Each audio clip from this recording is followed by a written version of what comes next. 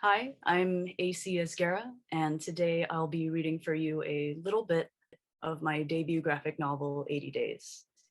It's a queer historical romance epic about 1930s pilots.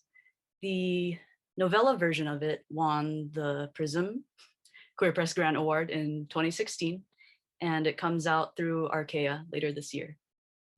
We enter the story through the logbook entries of a stoic and skilled pilot named Jay Corviday.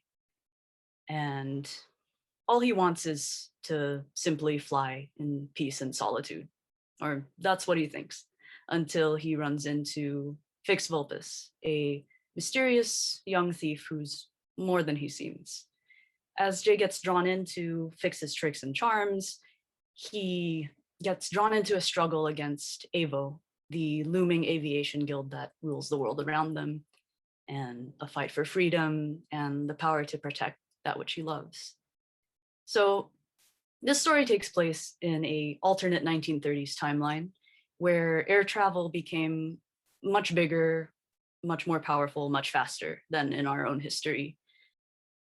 I was inspired by autobiographies of civil pilots during that time, including Antoine de Saint-Exupéry, Beryl Markham, Amelia Earhart, of course, and others.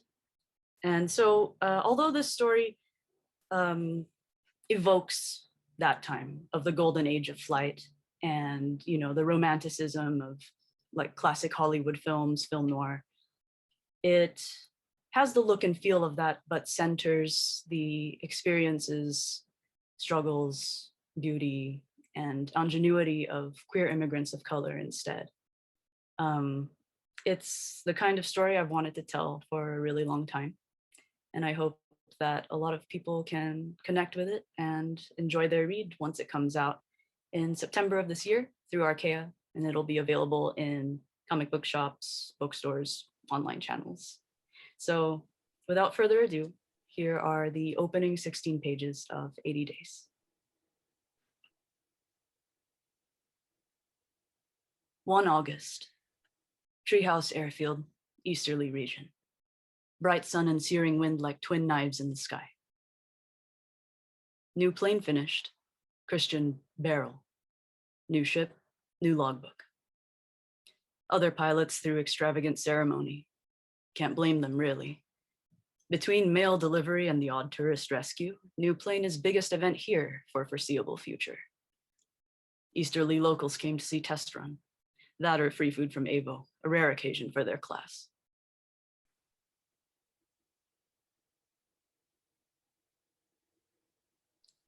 Beryl flies like a dream.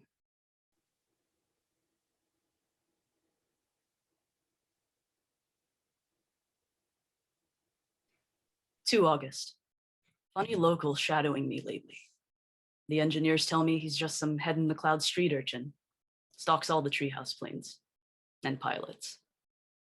Never seen him before, but Sable guesses he saw me pacing Beryl. Now has a fixation. Suppose a compliment?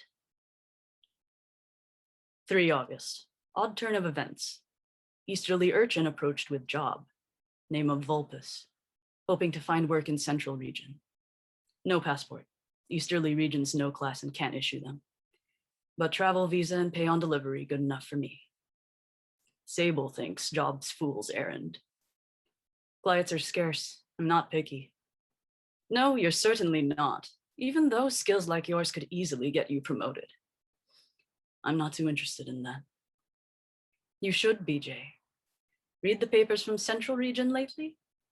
I'm not fluent enough to. Air travel's big business out there, not just popular, powerful. The AVO isn't just an airman's guild anymore. It's the reason the lower classes look up to us pilots. You and I would do well to transfer to the capital. I like it here. Besides, a freelance pilot ought to care more about the pilot than the freelance. Well, it's your license to fly, not mine. Oh, and safe travels tomorrow. That's a 5-day flight route. Usually. Willing to bet Beryl and I can do it in 3. 4 August. easterly central route. Client has just now informed me this is his first time off the ground. Expect the worst. Nerves made client chatty. So I read it's basically the same as how birds fly? Yes.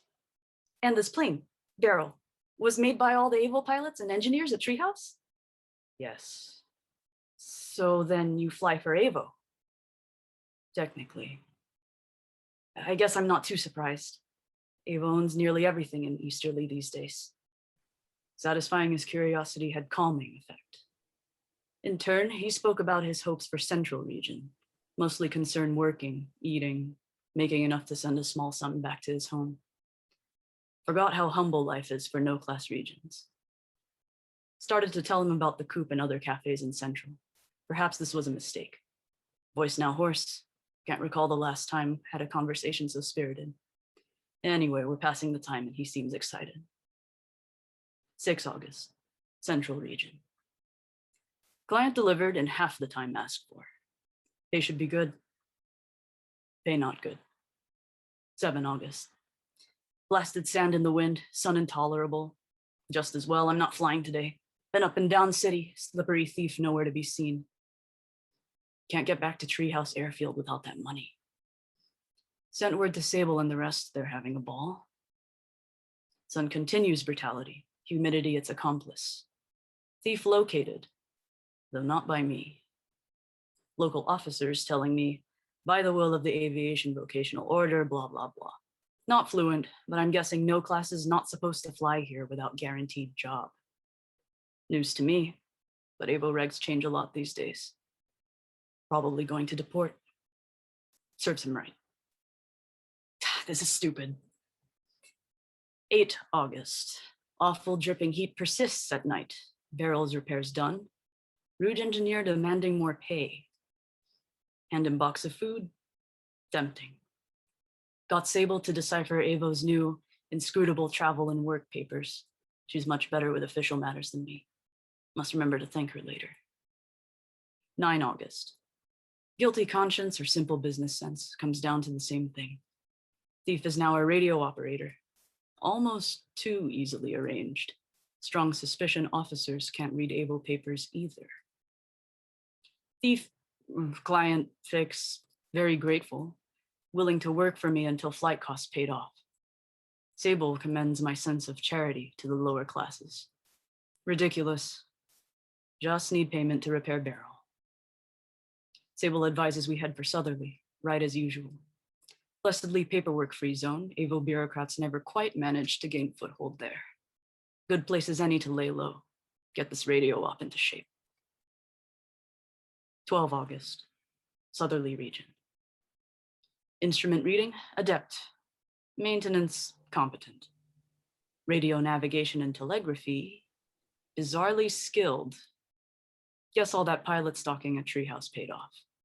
Moving on to charting. Let's see him map and fly a route through the desert.